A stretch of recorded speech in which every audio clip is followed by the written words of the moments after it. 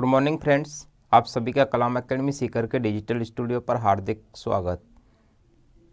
आज हम फंजाई से संबंधित चर्चा करने जा रहे हैं। फंजाई अर्थात कवक या उन्हें फफूंद भी कहा जाता है। फंजाई और एल्गी जिन्हें शैवाल कहते हैं, ये कवक और शैवाल कन्फ्यूजिंग शब्द हैं। कवक जो होते हैं और शैवाल होते हैं, दोनों में डिफरेंस बेसिकली यह है कि हैं दोनों सूक्ष्म, लेकिन कवकों के अंदर फोटोसिंथेसिस नहीं होता, जबकि शैवालों के अंदर फोटोसिंथेसिस होता है।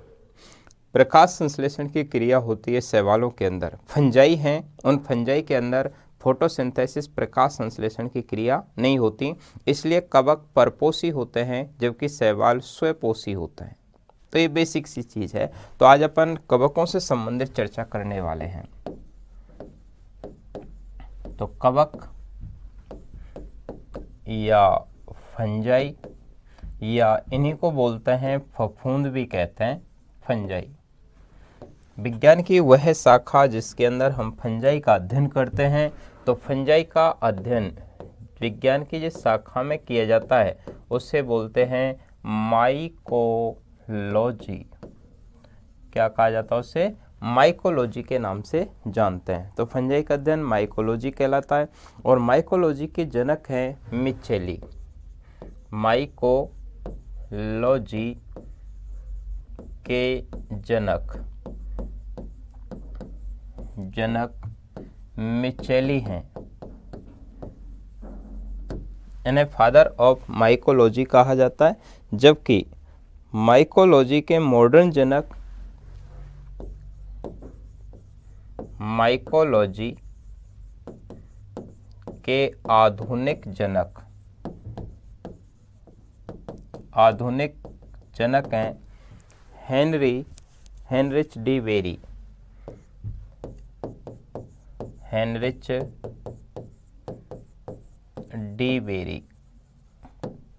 हेनरिच डी वेरी को फादर ऑफ मॉडर्न माइकोलॉजी के नाम से जाना जाता है, जबकि भारतीय माइकोलॉजी के जनक माने जाते हैं भारतीय माइकोलॉजी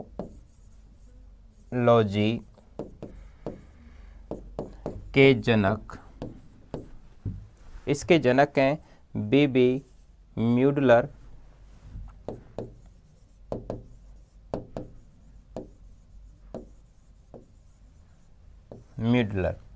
तो इनका अध्ययन किस में करेंगे? माइकोलॉजी के अंदर करेंगे। जबकि एल्गी का अध्ययन करते हैं, शैवालों का अध्ययन करते हैं, उस शैवालों के अध्ययन को फाइकोलॉजी कहते हैं। शैवालों का अध्ययन क्या कहलाता है? फाइकोलॉजी। मैं यहाँ पर लिख देता हूँ ताकि आपको अंतर भी याद रहेगा कि शैवाल एल्गी का अध्ययन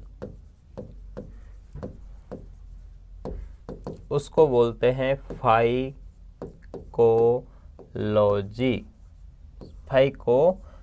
बोलते हैं। इसको माइकोलॉजी बोलते हैं। माइकोलॉजी फाइकोलॉजी दोनों ही कंफ्यूजिंग से शब्द होते हैं।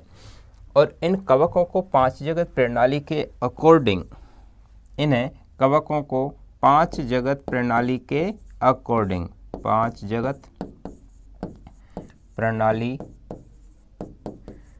के अनुसार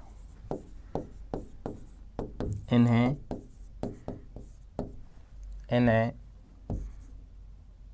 माइकोटा या फंजाई,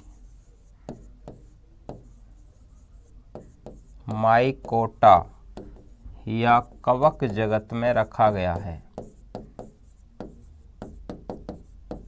कवक जगत में रखा गया है। फंजाई जगत के अंदर इनको रखा गया है। 5 जगत प्रणाली जो RH विटाकर ने दी थी। कवक जो होते हैं इनमें फोटोसिंथेसिस नहीं होता। कवक में फोटोसिंथेसिस नहीं होता और फोटोसिंथेसिस नहीं होने की वजह फोटोसिंथेसिस नहीं होता है, इसी कारण ये परपोषी होते हैं। ये परपोषी या परजीवी या विषमपोषी होते हैं।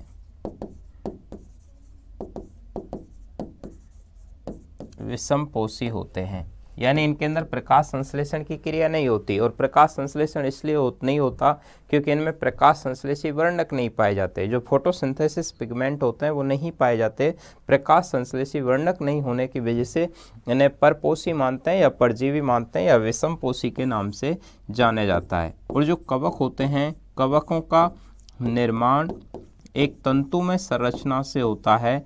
निर्माण होता है कवक तंतु से। किससे होता है भाई? कवक तंतु। कवक तंतु को बोलते हैं हाइफी।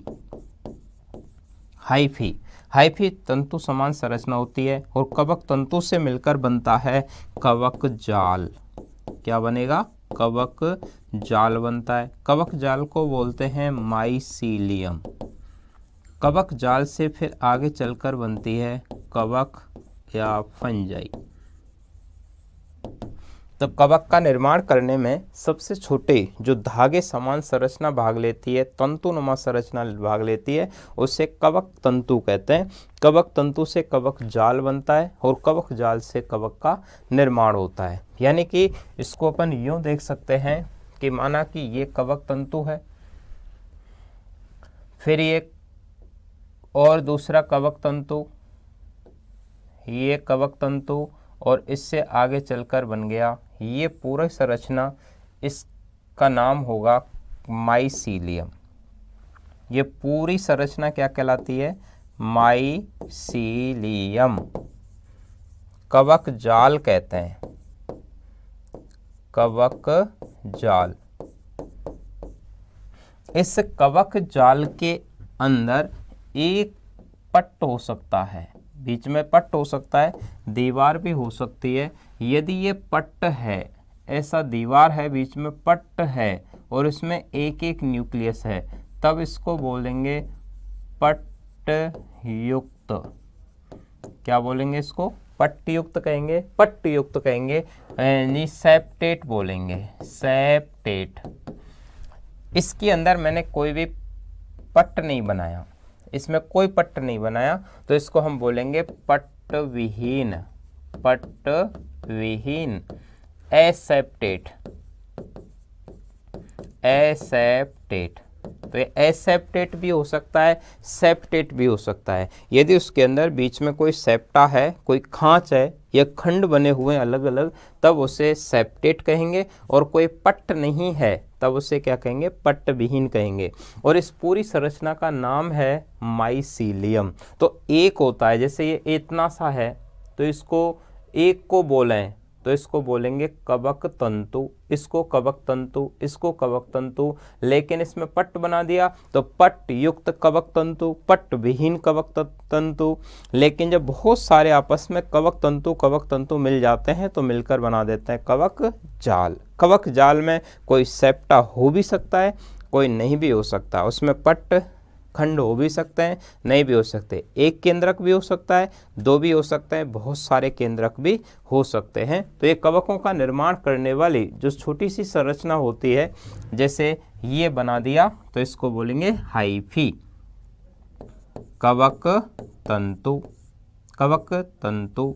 ये कवक तंतु पट्ट विहीन है, पट्ट विहीन। ये कवक तंतु, इसके अंदर पट्ट बना दिया, ये पट्ट युक्त है, पट्ट युक्त, एक केंद्र की। समझ गए? तो इस तरीके से इनका निर्माण करने वाली एक छोटी सी संरचना होती है। जितने भी कवक होते हैं उन कवकों के अंदर कोशिका भित्ति, कवकों की कोशिका भित्ति, काइटिन की बनी होती है। किसकी बनी होती है भाई? काइटिन। कवकों की कोशिका भित्ति काइटिन की बनी हुई होती है, जबकि पादपों के अंदर जो कोशिका भित्ति है वो मुख्यतया सेलुलोज की बनी होती है। तो कवकों में काइटिन की और पादपों के अंदर सेलुलोज की बनी हुई कोशिका भित्ति पाई जाती है। जो कवक होते हैं, इन कवकों में भोजन का संग्रह, कवकों में भोजन का संग्रह ग्लाइकोजन व तेल बूंदों के रूप में होता है। ग्लाइकोजन व तेल बूंद के रूप में होता है। ऑयल ग्रेन्यूल्स ऑयल के रूप में होता है और ग्लाइकोजन के रूप में इनमें भोजन का संग्रह होता है। ये जो कवक हैं ये यूकैरियोट्स होती हैं। कवक कैसी कोशिका का उदाहरण होती हैं? यूकैरियोट्स होते हैं। ये यूकैरियोट्स होते हैं भाई, यूकैरियोट्स अर्थात झिल्ली युक्त कोशिका अंगक पाए जाते हैं। झिल्ली युक्त कोशिका अंगक सेल ऑर्गेनेल्स पाए जाते हैं। इनमें झिल्लीयुक्त कोशिकांग पाए जाते हैं। तो ये यूकैरियोट कोशिका के उदाहरण हुए।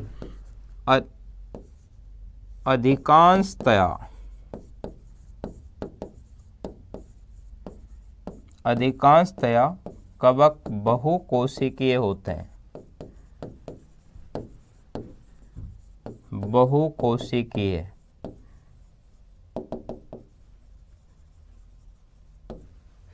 बहुकोशिकीय होते हैं, लेकिन अपवाद है ईस्ट अपवाद है, याद रखेंगे।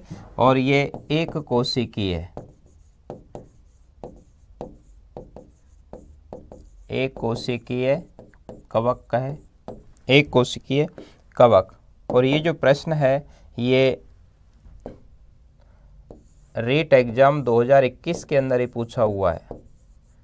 रेट 2021 के जो एग्जाम हुआ था उसी के अंदर ईस्ट को पूछा गया था कि ईस्ट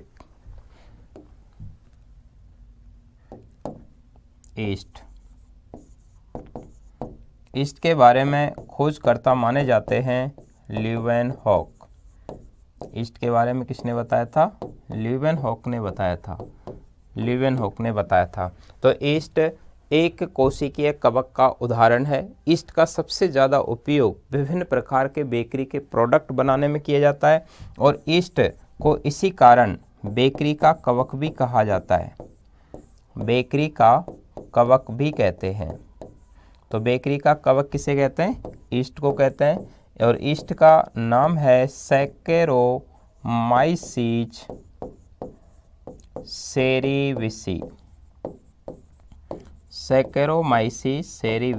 तो सैकेरोमाइसीस सेरीविसी कवक को ईस्ट को कहा जाता है। ईस्ट का सबसे ज़्यादा उपयोग बेकरी के प्रोडक्ट बनाने में, फर्मेंटेशन की क्रिया में, डबल रोटी, ब्रेड, बिस्किट, एल्कोहल बनाने में सबसे ज़्यादा यूज़ किया जाता है, इसलिए से बेकरी का कवक कहते हैं। तो ज़्यादातर जो कवक होती हैं बहुकोशिकीय होती हैं, लेकिन ईस्ट कैसी होती है? एक कोशिकीय। और कवक यूकैरियोट हैं या प्रोकैरियोट? तो ये यूकैरियोट कोशिकाएं होती हैं। और यूकैरियोट हम जानते हैं कि जिनके अंदर झिल्लीयुक्त कोशिकांग पाए जाते हैं। माइटोकॉन्ड्रिया होगा, केंद्रक होगा, हिस्टोन प्रोटीन होगी, गोल्जी बॉडी होगी, ER होगा, लाइसोसोम होगा, केंद्रिका होगी। सारी संरचना इनके अंदर उपस्थित होती हैं।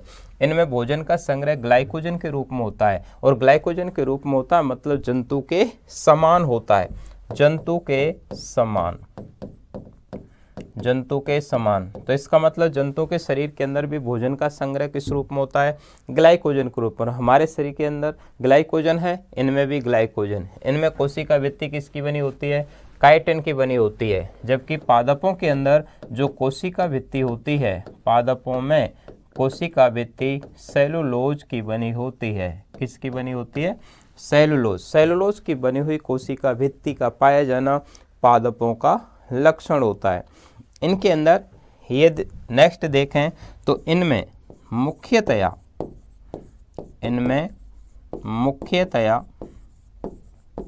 अलैंगिक जनन एसेक्सुअल रिप्रोडक्शन, अलैंगिक जनन बीजाणु निर्माण विधि से होता है। बीजाणु निर्माण विधि से होता है।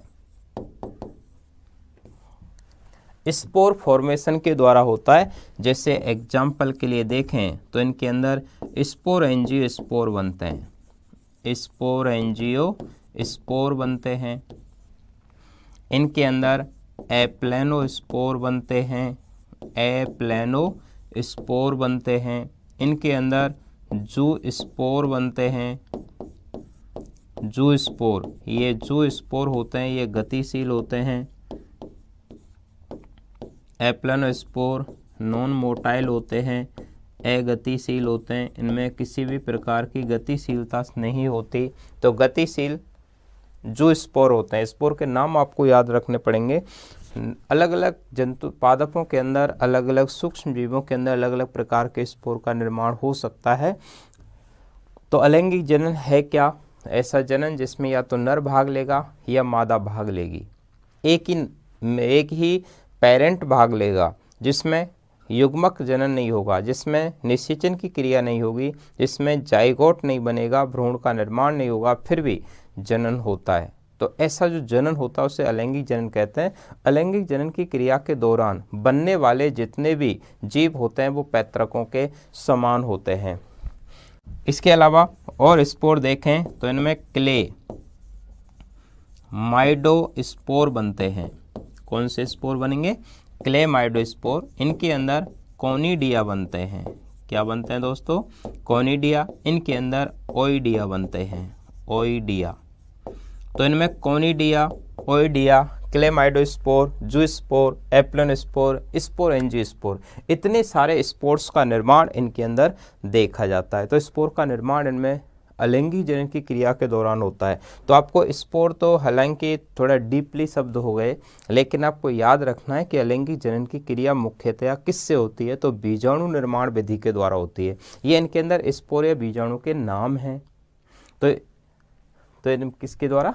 बीजाणु के नाम हैं। इनमें बहुकोशिकीय गुण ज़्यादा होते हैं, यूकैरियोट्स होते हैं। ये पादपों के समान कोशिका भित्ति रखते हैं, लेकिन पादपों से भिन्न भी होती है, क्योंकि कोशिका भित्ति का पाया जाना पादप कोशिका का लक्षण है, लेकिन कोशिका भित्ति पादपों में सेलुलोज की होती है और इनके अंदर काइटिन की बनी होती है। भोजन का संग्रह ये ग्लाइकोजन के रूप में करते हैं, मतलब जंतुओं के समान होता है। अब देखते हैं अपन कि पोषण के आधार पर जो कवक होती हैं वो कितने प्रकार की होती हैं। तो पोषण के आधार पर कवकों के प्रकार।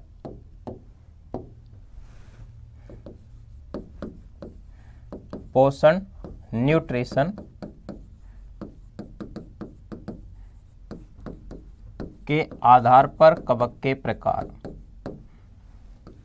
देखिए, पोषण के बारे में हम जानते हैं कि इनके अंदर प्रकाश संश्लेषण की क्रिया होती नहीं है, क्योंकि इनके अंदर क्लोरोफिल नहीं होता, अतः ये विषमपोषी होते हैं। ये भोजन का अवशोषण करते हैं, पहले डाइजेशन करती हैं, फिर एब्जॉर्प्शन करती हैं, अवशोषण विधि के द्वारा भोजन का अंतर्ग्रहण करती हैं। इस आधार पर यानी पोषण के आधार पर इन्हें 3 कैटेगरीज में बांटा जा सकता है।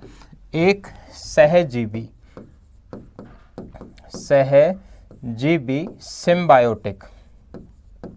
देखिए, सिम्बायोटिक का मतलब क्या होता है कि जिसके अंदर 2 अलग अलग प्रकार की जाति के जीव होते हैं और हमेशा एक दूसरे के साथ रहकर अनिवार्य रूप से एक दूसरे को लाभ पहुंचाते हैं, उन्हें बोलते हैं सहजीवी। एक होती हैं परजीवी। परजीवी मतलब पैरासाइटिक। पैरासाइटिक का मतलब होता है कि जिसमें एक जीव को फायदा होता है और दूसरे को नुकसान होता है। एक जीव दूसरे जीव से निरंतर पोषण लेता रहता है, अतः एक को फायदा होगा और दूसरे को नुकसान होता है। तीसरे जो होते हैं उन्हें बोलते हैं मृतोपजीवी।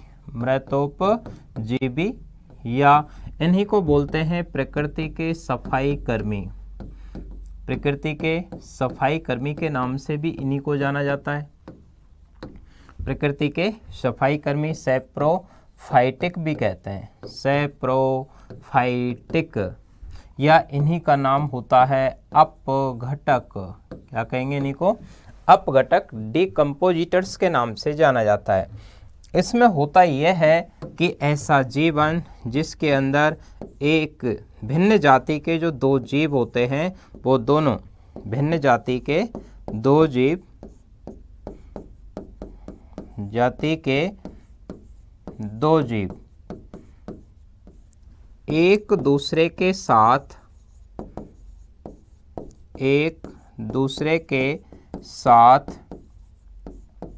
अनिवार्य रूप से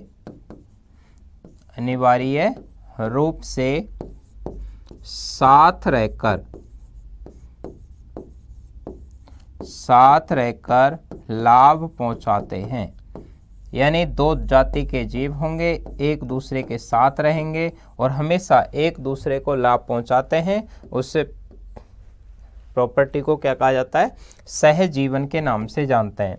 ये जो डेफिनेशन है, ये डेफिनेशन रेट के एग्जाम के अंदर पूछी हुई है कि ऐसा जीवन जिसके अंदर दो भिन्न जाति के जीव एक दूसरे के साथ रहकर हमेशा एक दूसरे को फायदा पहुंचाते हैं, ऐसे जीवन को क्या कहा जाता है?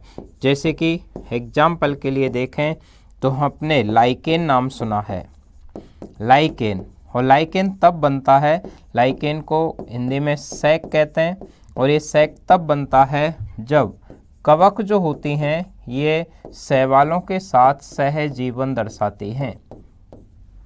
फंजाई और एल्गी दोनों एक साथ होते हैं तो इनके जीव साथ रहने की वजह से बनने वाला जो जीवन होता है उसे क्या कहेंगे? सहजीवन कहते हैं। ऐसे ही माइकोराइजा का मतलब होता है कि जब कवक होती हैं और कवक उच्च पादपों के साथ, हायर प्लांट्स के साथ सहजीवन दर्शाती हैं, तब उन्हें बोलेंगे माइकोराइजा। तो जो सहजीवी कवक होती हैं वो ऐसी होती हैं जो एक दूसरे के साथ रहकर हमेशा पोषण देने का काम करती हैं। जैसे मशरूम आपने सुना है, तो मशरूम जिसका उपयोग भोजन के रूप में भी किया जाता है, ऐसे स्लैम मोल्ड्स हो सकती हैं, तो ये सहजीवन दर्शाती हैं। दूसरा है परजीवन, परजीवी का मतलब इसमें एक जीव को क्या होगा? फायदा, एक जीव को लाभ होता है, वह दूसरे को हानि होती है। तो एक को लाभ होगा, दूसरे को हानि होगी, तब उसे क्या कहेंगे? परजीवी कहते हैं। जैसे उदाहरण के लिए देखें तो एग्जाम्पल है पक्सीनिया। कौन सा है? पक्सीनिया। ये पक्सीनिया जिसकी वजह से गेहूं के अंदर डिजीज होता है, अर्थात गेहूं के अंदर रस्ट रोग हो जाती है। तो इससे कौन सा रोग होता है? गेहूं में रस्ट रोग। गेहूं में रस्ट रोग का कारण होता है ये पक्सीनिया ग्रेमिनिस। ऐसे ही ओस्टिलगो की वजह से स्मट रोग हो जाता है। कौन सा रोग हो जाएगा? स्मट रोग हो जाता है। तो स्मट रोग का कारण क्या होता है? ओस्टिलगो। ये स्मट डिजीज इसकी वजह से हो जाती है। तो पक्सीनिया है, ओस्टिलगो है, ये क्या है? एक ऐसे कवक हैं, ऐसे फंजाई हैं जो दूसरे से न्यूट्रिशन निरंतर लेते रहते हैं, उसके ऊपर परजीवन के रूप में पाए जाते हैं, तब उन्हें परजीवी के नाम से जाना जाता है। तीसरे जो हैं उन्हें बोलते हैं प्रकृति के सफाई कर्मी। ये सड़ी गली वस्तुओं से अपना पोषण ग्रहण करते हैं। तो ये सड़ी गली चीज़ों से पोषण ग्रहण करते हैं, तब उन्हें बोलते हैं मृतोपजीवी या सैप्रोफाइटिक, या इन्हें अपघटक डीकम्पोजिटर्स के नाम से जाना जाता है। जैसे एग्जाम्पल के लिए देखें तो आपने सभी ने पेनिसिलियम नाम सुना है। पेनिसिलियम जिसकी वजह से बहुत पहले ही पेनिसिलिन की खोज हुई थी। तो जो पेनिसिलियम है, पेनिसिलियम नोटेटम, उससे पहली बार एंटीबायोटिक को खोजा गया था। और पेनिसिलियम एक मृतोपजीवी कवक होती है, अर्थात ये सड़ी गली चीज़ों से ही अपना न्यूट्रिशन ले लेती है। ऐसे ही आपने देखा होगा राइजोपस,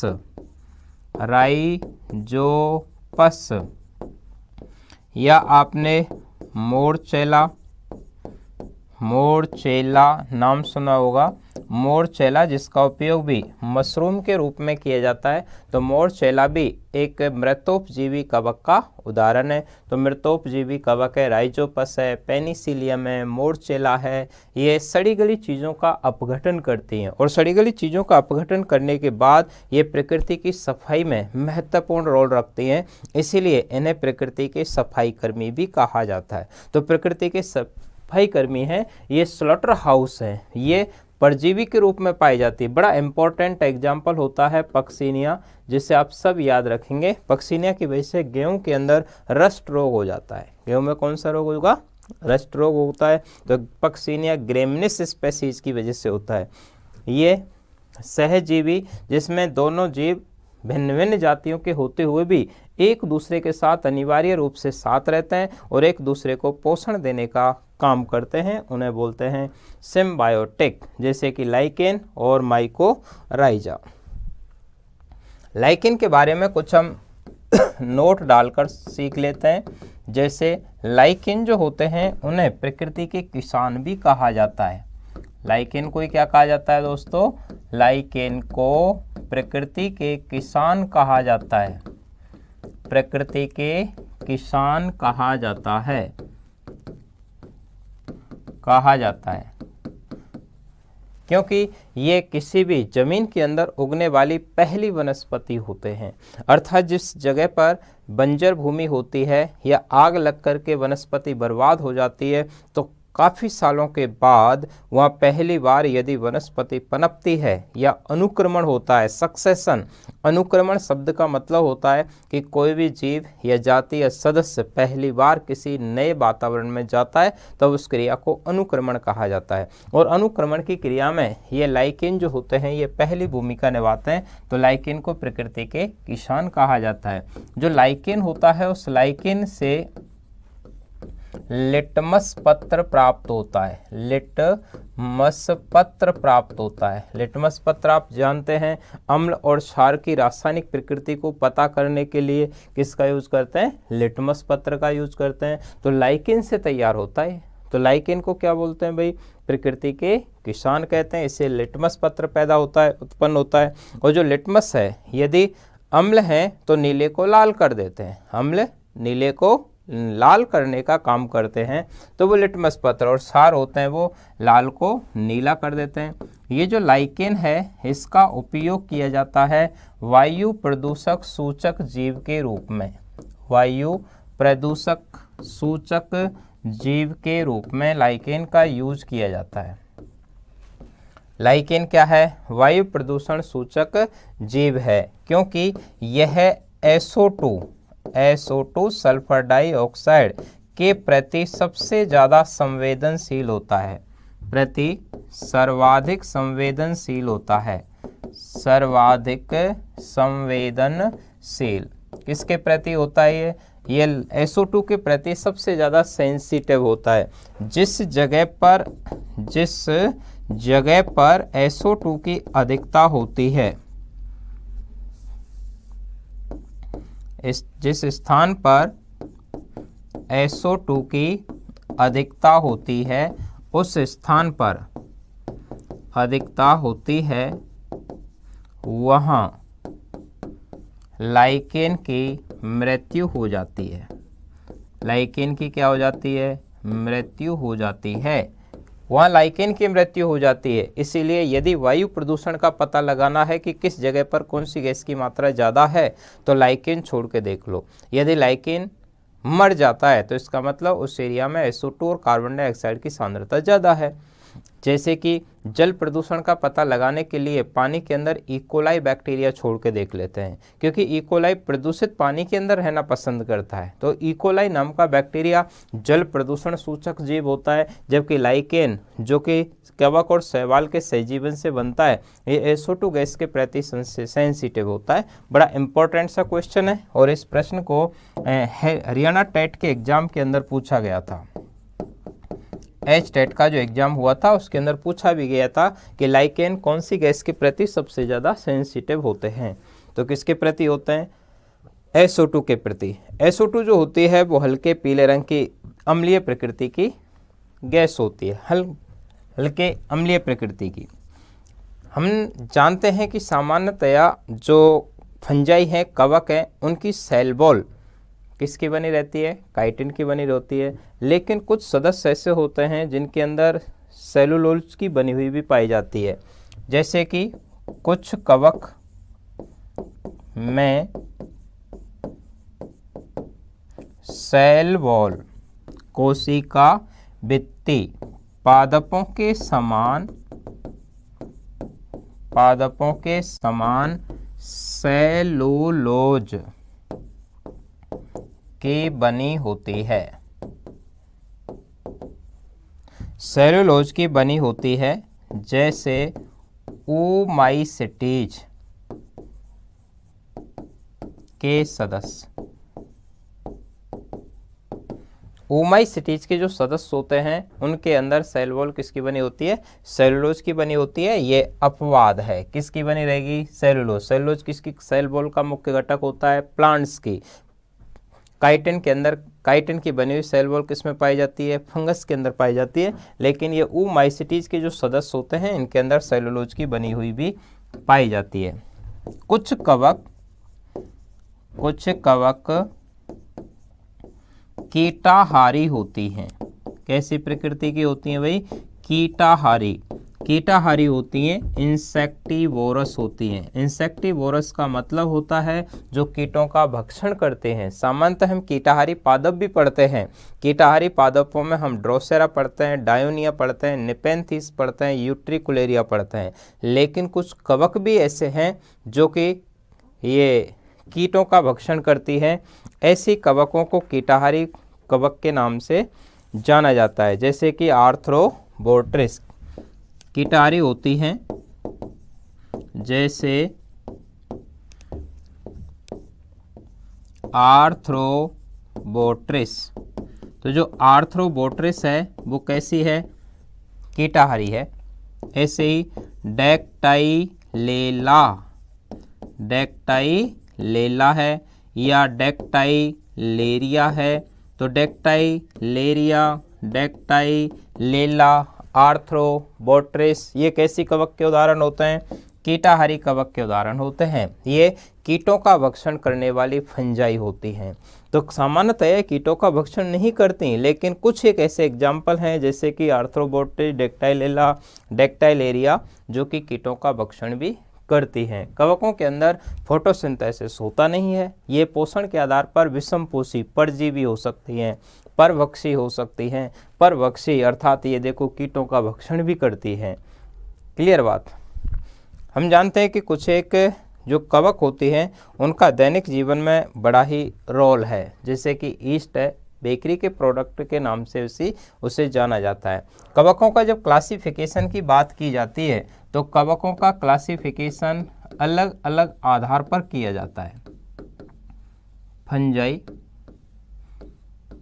का वर्गीकरण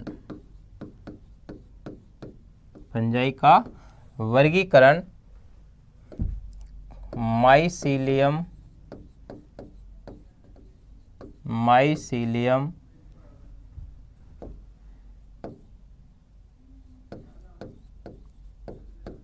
के आधार पर, माइसीलियम के आधार पर जब इसका क्लासिफिकेशन करते हैं तो इसकी मुख्यतया दो क्लास डिवीजन आते हैं। एक जो डिवीजन है वो है मिक्सोमाइकोटीना। और मिक्सोमाइकोटीना के अंदर एक क्लास आती है जिसे बोलते हैं मिक्सोमाइसिटीज। क्या कहूँ इसे? मिक्सोमाइसिटीज। और मिक्सोमाइसिटीज के जो सदस्य होते हैं उन्हीं को बोलते हैं अवपंक फफूंद। क्या कहा जाएगा इनको? अवपंक फफूंद के नाम से जाना जाता है। मिक्सोमाइसिटीज मिक्सोमाइकोटीना के अंदर आता है और मिक्सोमाइकोटीना के सदस्यों के अंदर कोशिका भित्ति नहीं पाई जाती। ध्यान रहे कि इनमें सेल वॉल एब्सेंट होती है।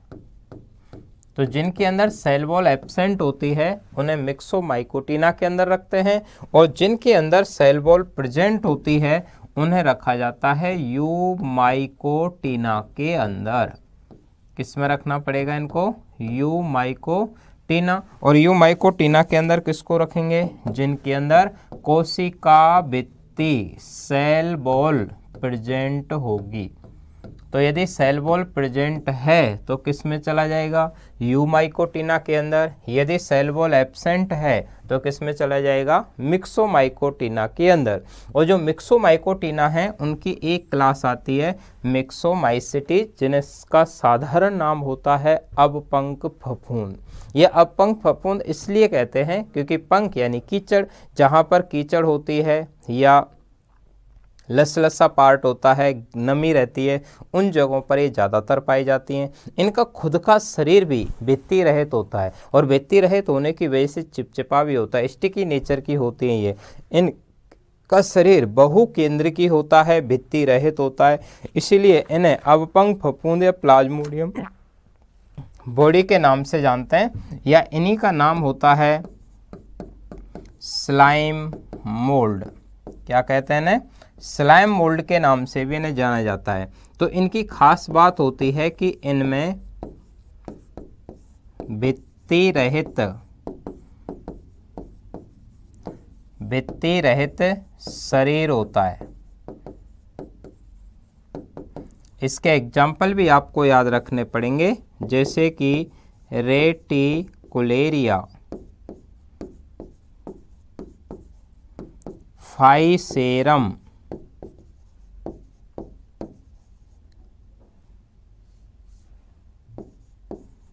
फाइसेरम और रेटिकुलेरिया।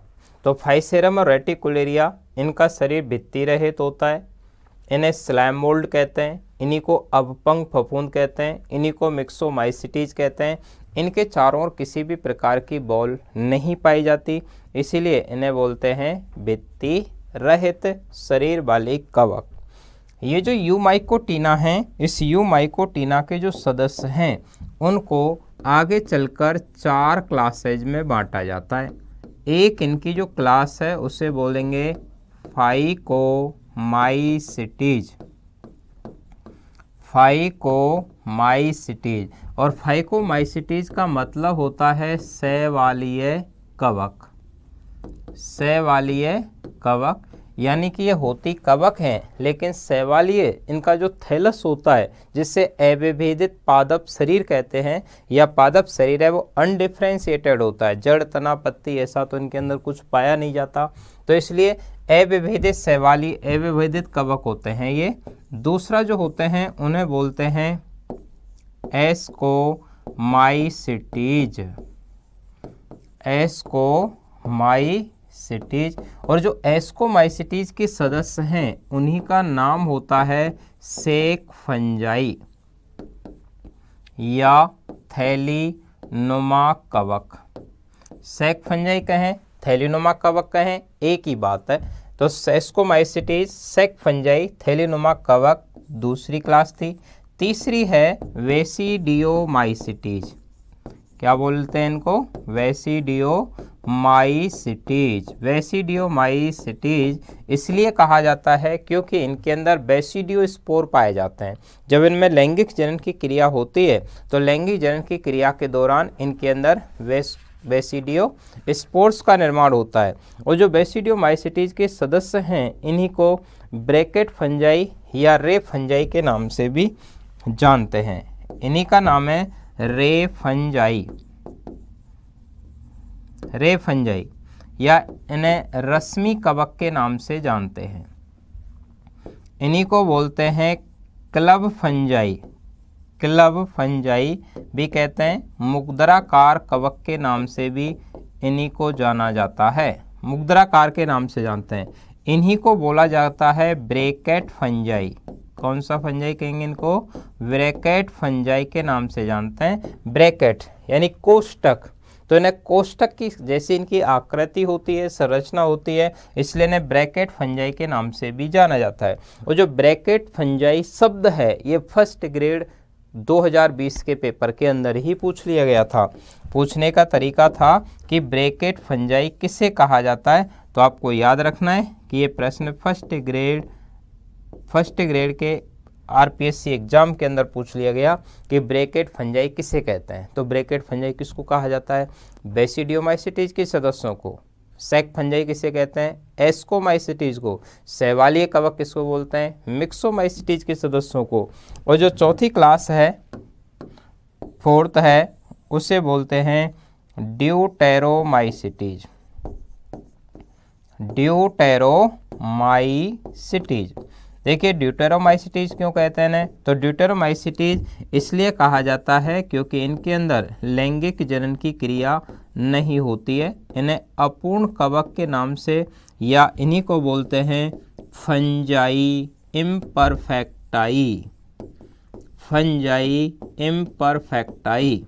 तो इन्हें फंजाई इम्परफेक्टाई के नाम से जानते हैं। रीजन तो यह है क्योंकि इनके अंदर अपूर्णनेस होती है, ये अपूर्ण कवक होती हैं, इनके अंदर लैंगिक जनन नहीं होता है। यूकैरियोट कोशिका हैं ये। जब यूकैरियोट के अंदर देखा जाए तो इनमें लैंगिक जनन होना चाहिए था, क्योंकि प्रोकैरियोट्स में लैंगिक जनन नहीं होता, यूकैरियोट्स के अंदर लैंगिक जनन होता है। यूकैरियोट्स के अंदर मेल फीमेल होते हैं, लेकिन ये ऐसे कवक हैं, ये ऐसी फफूंद हैं जिनके अंदर लैंगिक जनन की क्रिया नहीं होती। तो ये अपने कवकों का क्लासिफिकेशन देखा कि कवक जो होती हैं उनमें माइसीलियम के आधार पर, या इनके अंदर किस प्रकार की संरचना है, जनन कौन सी विधि के द्वारा होता है, पोषण कैसे करते हैं, इन सब के आधार पर, इस पोषण के आधार पर भी, और इनमें जनन के दौरान किस किस का निर्माण होता है, कौन कौन से स्पोर बनते हैं, या कौन से लैंगिक जनन के दौरान संरचना डेवलप होती है, उसके आधार पर इनका क्लासिफिकेशन किया। तो दो टाइप के इन मिले, एक मिक्सोमाइकोटिना जिसमें कोशिका भित्ति नहीं होती, एक यूमाइकोटिना जिसके अंदर कोशिका भित्ति होती है। यहाँ पर देखा, इन्हें अपंग फफूंद कहते हैं, उनको सेल वॉललेस यूमाइकोटिना या वास्तविक फंजाई कहा जाता है। इनको क्या बोलते हैं? True fungi. तो ये वास्तविक फंजाई है, ट्रू फंजाई होती हैं। इन्हें बोलते हैं अपंक स्लाइम मोल्ड के नाम से जानते हैं, क्योंकि इनके अंदर कुछ लक्षण ऐसे हैं जो कवकों के जैसे हैं, कुछ लक्षण ऐसे हैं जो जंतुओं के जैसे भी हैं, इसीलिए इन्हें अपंक फफूंद कहते हैं। ये इनका जो शरीर होता है वो कोशिका भित्ति रहित होता है, ये नम स्थानों पर ज़्यादा होते हैं, इसलिए इनकी वजह से फिसलन होती है, फिसलनदार शरीर होता है जिसे प्लाज्मोडियम कहते हैं। फिसलनदार शरीर को इनमें क्या नाम दिया जाता है? प्लाज्मोडियम के नाम से भी जानते हैं। उधर यूमाइकोटिना के अंदर आपने 4 क्लास सुनी, एक स्पाइकोमाइसिटीज शैवालीय कवक, एक एस्कोमाइसिटीज सैक फंजाई थैलियोनुमा कवक, एक बेसिडियोमाइसिटीज रे फंजाई, क्लब फंजाई, मुद्राकार या ब्रैकेट फंजाई, ड्यूटेरोमाइसिटीज अपूर्ण कवक, और फंजाई इम्परफेक्टाई। ये इनका पूरा क्लासिफिकेशन अपन ने देख लिया। यहाँ से आगे की बातें आप नेक्स्ट क्लास में करेंगे। थैंक्स टू ऑल, मिलेंगे नेक्स्ट क्लास में।